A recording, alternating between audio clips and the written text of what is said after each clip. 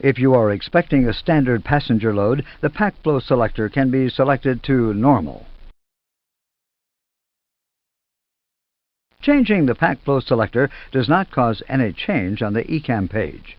The selector affects pack flow only when the engines are running and supplying bleed air to the packs. Should the APU be supplying the air, or should one pack be shut down, the airflow automatically reverts to high, regardless of switch position. Additionally, the flow control switch is a request switch. If the system cannot maintain comfort level at the requested airflow, it will automatically shift to a higher airflow.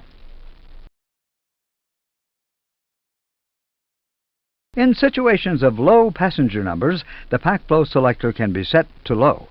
This has the effect of reducing the bleed demand from the engines and will therefore save fuel.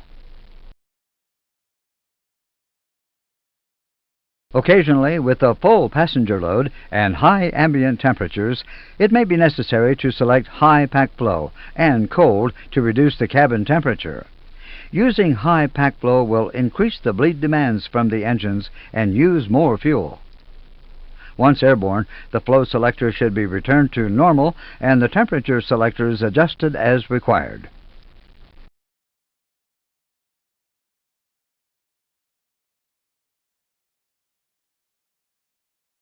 It is now time to get some air to the packs.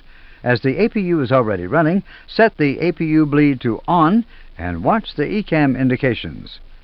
Switch APU bleed to on.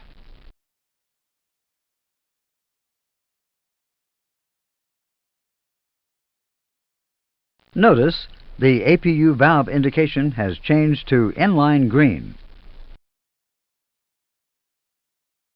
The crossbleed valve has automatically opened. Notice the crossbleed switch is in the auto position. Both feed lines to the packs have been connected. Let's now look at the packs.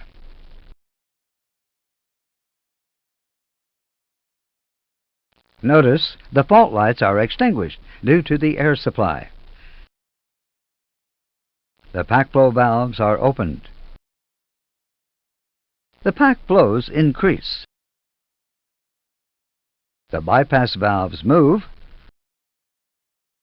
The supply lines to the mixing unit are now connected.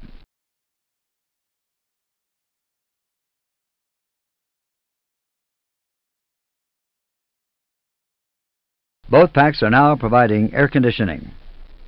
Let's look at temperature regulation of the air conditioning system. This is better seen on the ECAM conditioning page. Call the ECAM conditioning page.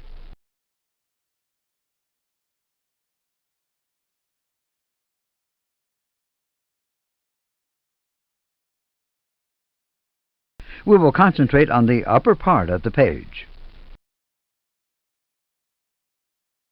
Of particular interest here are the zone temperatures and the duct inlet temperatures.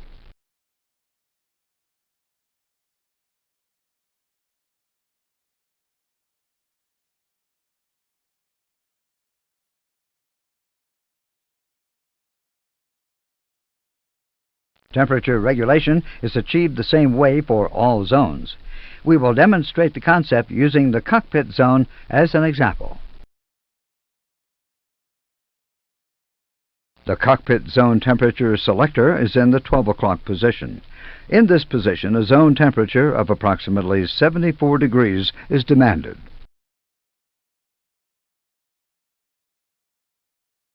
Since 65 degrees is less than the requested 74 degrees, the zone controller sends a command to increase the amount of hot air needed.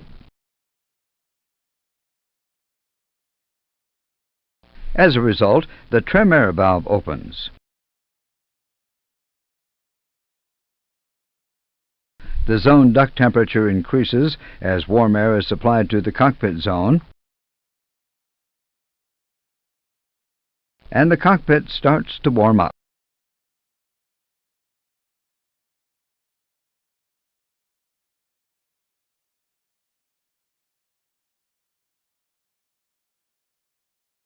When the cockpit reaches the requested temperature, the trim air valve will move toward closed, reducing the amount of hot air. It will then move as required to maintain the zone temperature.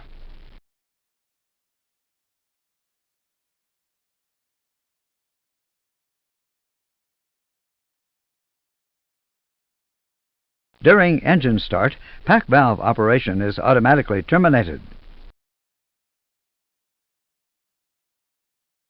When the engine mode selector is placed to ignition start, the pack valves automatically close, thus routing all APU bleed air for engine start.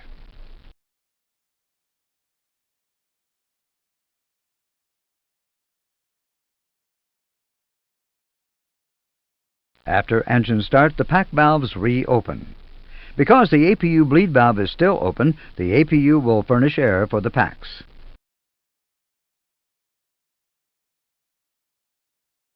Notice that the engine bleed valves are still closed, even with both engines running, but that there are no bleed valve fault lights. This is because APU bleed has priority over the engine bleed.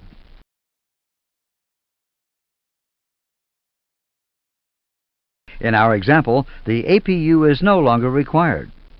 Switch off the APU bleed.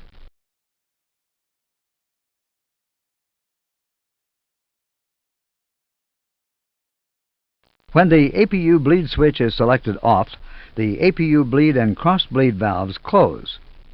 The link lines disappear, and both engine bleed valves open, supplying the packs with bleed air. Notice that the pack flow reduces. This is because the engines provide a higher flow rate than the APU. Also note that the air conditioning control panel is now in a normal lights-out configuration.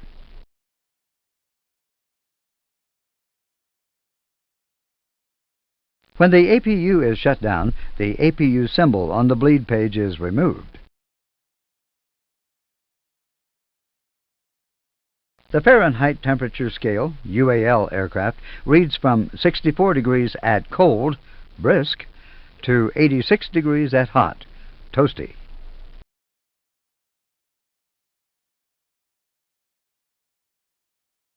During the flight phase, the air conditioning system will work automatically, and the only likely pilot input that may be required is to adjust zone temperature.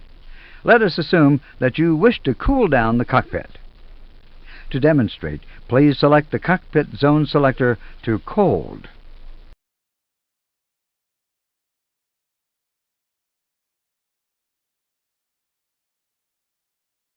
Because you have requested a cooler temperature, the trim air valve moves toward closed.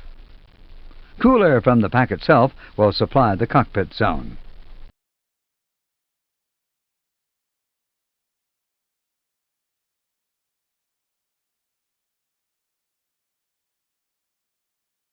After landing and engine shutdown, the system can be set to run from the APU, switched off completely, or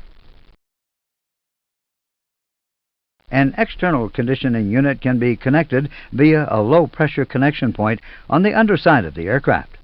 The low-pressure air is fed to the mixing unit and then into the 3 zones. There are no indications in the cockpit to show that an external conditioning unit is in use.